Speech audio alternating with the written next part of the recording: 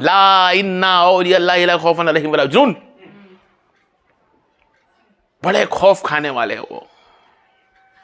जिस रब का खौफ खा लिया और खाने के बाद उन्होंने दुनिया को तर्क कर दिया और अल्लाह को जब करीब कर लिया तो फिर उनके लिए कोई खौफ ना बचा। ये अल्लाह का वली होते हैं। और वाहिद अल्लाह के वली वो होते हैं, अल्लाह के दोस्त वो होते हैं, अल्लाह के नेक बंदे वो होते हैं, और अल्लाह के चाहने वाले बंदे मोमिन बंदे वो होते हैं जो वाहिद अल्लाह से मांगते हैं। किससे मांगते हैं? अल्लाह से। मैं कुरान के हवाले लेते हुए चलूं, मुझको ये बताना आज कि अल्लाह के वली मदद करते हैं कि नहीं? अल्लाह के वली मदद कर सकते हैं या नहीं कर सकते हैं? करते हैं भाई। अल्लाह के वली मदद नहीं करेगा तो कौन करेगा? अल्लाह ने उनके हाथ में इतना इख्तियार दे रखा है कि मदद करते हैं। क्या करते हैं? मदद करते हैं। जब मदद अल्लाह का वली मदद करता है बंदे की, तभी तो अल्लाह ताला कुरान पाक में इरशाद फरमाता है, ए मूसा अलैहि सलाम जाओ मेरे उस नेक बंदे के पास। अल्लाह तबारक व तआला कुरान पाक में फरमाता है, ए मूसा एक नबी को एक वली के पास भेजता है, खिजर अलैहिस्सलाम की बारगाह में जाए। किसकी बारगाह में? खिजर अलैहिस्सलाम की बारगाह में जाए और वहां पर जाकर दीन सीखे। दीन तो अल्लाह भी बता सकता था ना, अल्लाह से ज्यादा इल्म कौन जानता है? लेकिन अल्लाह फरमाता है कि मूसा जाओ देखो मैंने ऐसे ही बंदे बना रखे हैं जिसके पास जाकर तुम मेरी मार्फत सीखोगे। सही है। अब यहां पे नबी करीम सल्लल्लाहु अलैहि वसल्लम फरमाते हैं, ए सहाबा इकरामो जाओ उस नेक बंदे के पास जो अल्लाह उसके रसूल से ज्यादा मोहब्बत करता है, और जाना आवेश करने की बारगाह में और अपने लिए दुआ करवाना कि तुम्हारी नफरत अल्लाह कर दे। मैंने आपको कुरान भी बताया और हदीस भी बता दी, और लेकर चलूं मदद के लिए। हाँ, फिर हम आए कि यहां मरियम अलैहि सलाम खड़ी है और यहां याह्या अलैहि सलाम। कहते हैं या अल्लाह जिस तरह मरियम अलैहि सलाम को बिगर मौसम के फल तूने खिलाए, ये मौला तू भी बिगर मौसम से, मेरी अब उम्र हो खलास हो चुकी है, लेकिन तू चाहे तो तुझे मुझे औलाद दे सकता है। और किस जगह पर जाकर खड़ा होकर मांगा? जिस जगह पर मरियम अलैहि सलाम को आदम जिब्राइल अलैहि सलाम खाना खिलाते थे, कि मैं भी इस जगह पर आकर खड़ा लेकर मांगू जहां अल्लाह की पसंदीदा नेक बंदी को अल्लाह अता फरमाता है।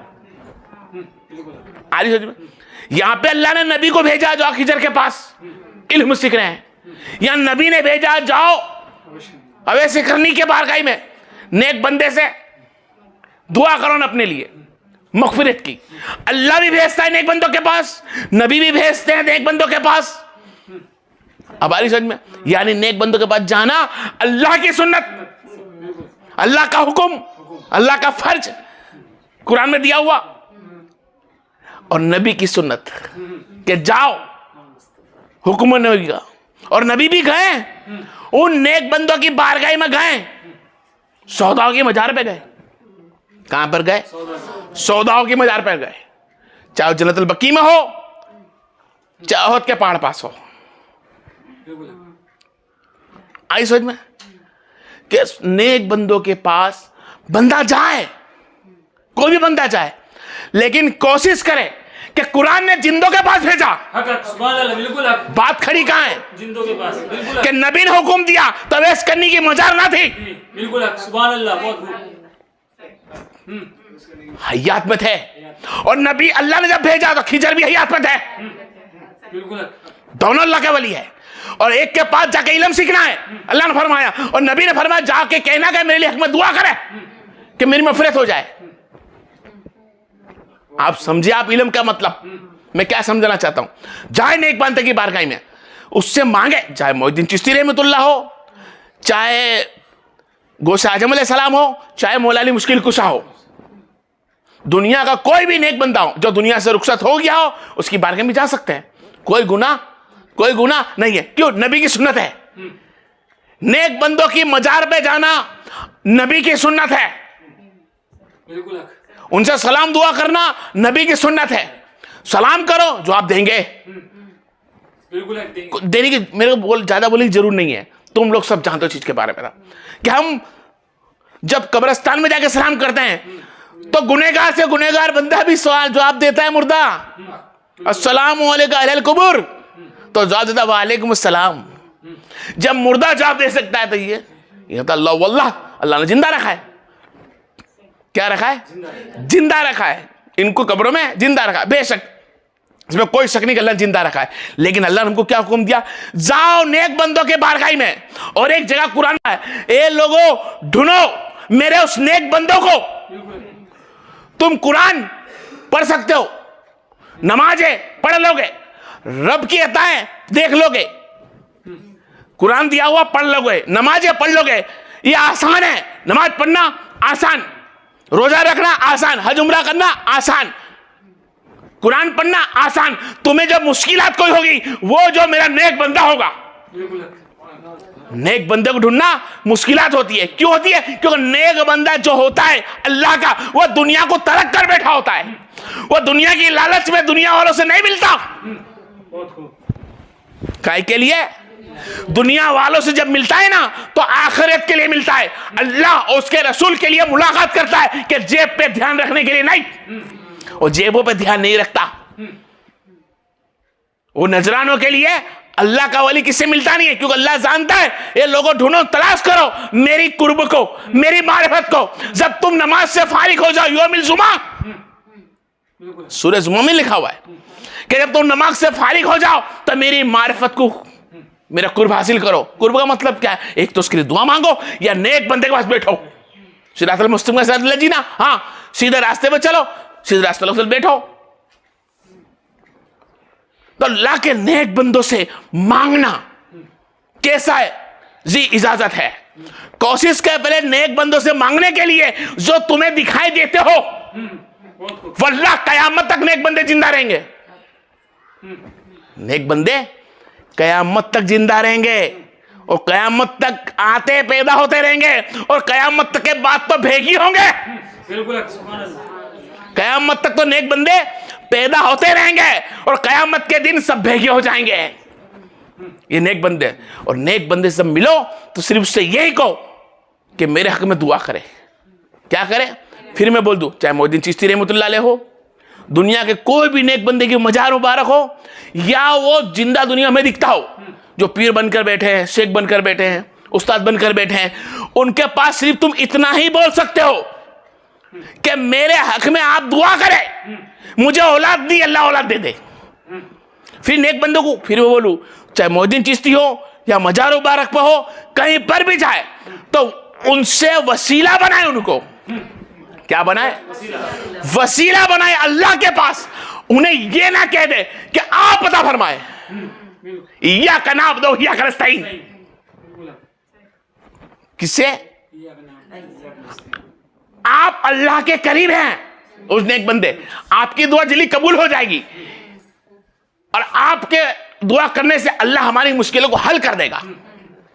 चाहे फिर तुम्हारी जो भी आरजू हो, दुनिया की ख्वाहिश हो, जो भी दुआ नहीं ख्वाहिश हो, चाहे औलाद की हो, घर की हो, बार की हो, बीमारी शीमारी की हो, लेकिन तुम यूं कह दो कि मोहद्दीन चिश्ती हमारी तकलीफ दूर कर दो, ये नहीं, सही नहीं है। क्या नहीं है? ये दुरुस्त नहीं है।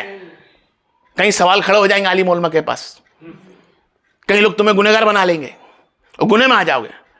ये कहना चाहिए मोहद्दीन चिश्ती रहमतुल्लाह अलैह, आप अल्लाह के पास हमारे हक में दुआ करें कि हमारी मुश्किलों को अल्लाह और आसान कर दे। बस वसीला बनाकर वली से मांगे। वली डायरेक्ट दे नहीं सकता। बिल्कुल क्या तुम वली से मांगते भी हो ना? नहीं, सही नहीं है ये, क्योंकि अल्लाह के हुक्म बगैर किसी को पत्ता भी नहीं मिलता। अरे पत्ते की बात दूर है, उसकी सांस जो निकलती है ना, वो जिंदगी भी अल्लाह के हुक्म बगैर नहीं मिलती। बिल्कुल हक, अल्लाह के हुक्म से ही सब होता है। क्या होता है? अल्लाह के हुक्म से ही सब होता है। तो अल्लाह का हुक्म इतना रहमत और बरकत वाला होता है कि नेक बंदों की बात अल्लाह सुनकर उस फैसले को हाँ कह देता है, चाहे हम बड़े गुनहगार हैं, लेकिन नेक बंदों के पास जाकर दुआ मांगते हैं और उनका वसीला लगाते हैं तो अल्लाह देता है। क्यों? क्योंकि अल्लाह के वो दोस्त हैं। बिल्कुल है। क्या है? अल्लाह उनसे मोहब्बत करता है। अब आप ही गौर कर लो यार, तुम्हारी औलाद से कोई मोहब्बत करे तो तुम क्या करोगे? अगर उससे खता भी हो जाए क्या करे? नहीं, मेरे बेटे से मोहब्बत करता है। तुमसे जो मोहब्बत करता है उससे कुछ गलती भी हो जाती तुम क्या करोगे? या उसकी तकलीफ देख के तुम क्या करोगे? यार मेरे से मोहब्बत करता, तकलीफ में हो, उसके हक में दुआ करोगे?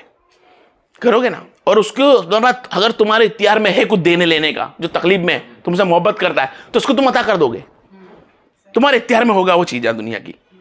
अब आगे समझो, इसी तरह अल्लाह के इख्तियार में क्या नहीं है? अब बोले सब कुछ के इख्तियार में। तो उसके नेक बंदे का वसीला मंगाकर अगर हम दुआ मांगते हैं अल्लाह से कि अल्लाह ताला उस मोहद्दीन चिश्ती के सदके में हमारी मुश्किल आसान कर दे, या फिर मोहद्दीन चिश्ती को बोले अस्सलाम वालेकुम या मोहद्दीन चिश्ती रहमतुल्लाह अलैह, हमारे हक में आप दुआ करें कि अल्लाह हमारी मुश्किल को आसान कर दे, तो यकीन अल्लाह कर देगा। लेकिन तुम डायरेक्ट नहीं मांग सकता है। क्या नहीं मांग सकते?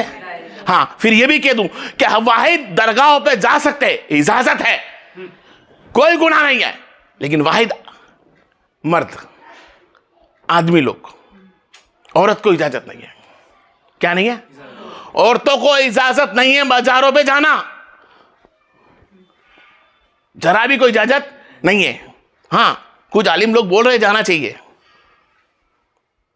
लेकिन हमारे को इजाजत नहीं है। अगर आलिम औरतों को इजाजत होती मजारों पे जाना, चाहे मोहद्दीन चिश्ती की या मौला अली मुश्किल कुसा की या गरीब नवाज की, तो सबसे पहले हुक्म होता कि अपने शौहर की मैयत में जाए या अपने परिवार के अंदर अपने औलाद माँ बाप के परिवार पर जाए, लेकिन इजाजत नहीं है। तुम सिर्फ जा सकती हो औरतें तो अपने शौहर के साथ जा सकती हो, उसकी इजाजत लेकर जा सकती हो उस बंदे के पास जिसको देखकर अल्लाह याद आ जाए। सुभान अल्लाह। जिस बंदे के पास जाने से तुम दीन सीख जाओ, जिस बंदे के पास जाने से तुम्हें अल्लाह उसके रसूल के करीब कर दे, जिसके पास जाने से तुम्हारी उम्मीद पूरी हो जाए, अल्लाह से मांगो तो मिल जाए, उसके पास तुम जाए, लेकिन वो बंदा तो जिंदा दिखेगा, तुम्हारे जैसा जिंदा होना चाहिए, लेटा हुआ नहीं। कब्र में, कब्र में जो लेटे वलीउल्लाह है वो सिर्फ आदमी जाए, लेकिन वो भी तब जाए जब वो 5 टाइम की नमाज मुकम्मल पढ़े। क्या पढ़े? 5 वक्त की नमाज पढ़नी जरूरी है। हम 5 वक्त की नमाज तो पढ़े नहीं और किसी वलीउल्लाह की बारगाह में जाके बैठ गए, चाहे हमारे हिंदुस्तान के अंदर मोहद्दीन चिश्ती हो, चाहे गुजरात अहमदाबाद के शाह आलम सरकार हो, चाहे फिर इराक के अंदर सुल्तान करबला मौला अली मुश्किल कुसा हो, हम जब तक 5 वक्त की नमाज, अरे जो बंदा अल्लाह अफ़ज़ल के सामने झुकने तैयार नहीं है, उसके पास 5 टाइम मांगने तैयार नहीं है, वली से मांगे कि अल्लाह पसंद करेगा। सबसे पहले हुकूक इस्लाम के जो 5 है वो हमको अपनाने हैं। वो 5 टाइम की नमाज उसमें से एक, तो 5 टाइम की नमाज पढ़े बिगड़ तुम वलीउल्लाह के पास जाओ, वलीउल्लाह नहीं देंगे, नहीं देंगे, नहीं देंगे। चाहे तुम मोहद्दीन चिश्ती के बारगाह में जाके बोलो कि मोहद्दीन चिश्ती में अता फरमाए, या आप अल्लाह के हक में दुआ करें, मैं साबित कर दूंगा कि अल्लाह के रसूल सल्लल्लाहु अलैहि वसल्लम की इज्जत की, मेरी इज्जत की, अल्लाह की कसम जिसके कब्जे मेरी जान है, वलीउल्लाह की दुआ भी तुम्हें नहीं लगेगी, क्योंकि नबी ने फरमाया जो जानबूझकर नबी की हदीस छोड़ दे, जानबूझकर जो नमाज छोड़ दे, वलीउल्लाह की उनकी दुआ कबूल नहीं होती। वलियों की दुआएं कबूल नहीं होती है।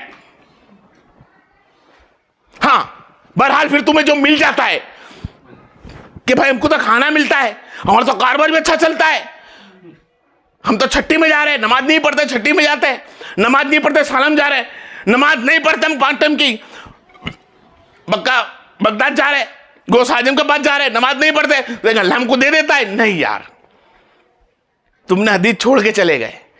अब जो तुमको मिलता है ना, ये वैसा ही है जैसे नबियों को परेशान करने के बाद अबू जहल को मिला, नबियों को तकलीफ देने के बाद फिरौन को मिला, नबियों को तकलीफ देने के बाद,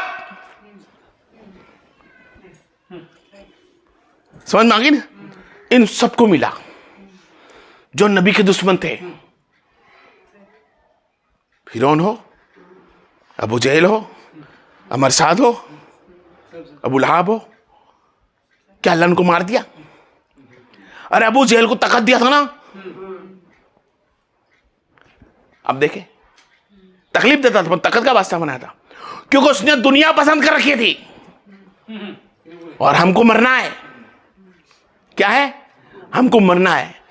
और हम जिसका कलमा पढ़ते हैं हम उसी की सुनते हैं। ला इलाहा इल्लल्लाह मुहम्मद रसूलुल्लाह सल्लल्लाहु अलैहि वसल्लम। क्या हम अहले बैत की भी सुनते हैं और साहबे की सुनते हैं?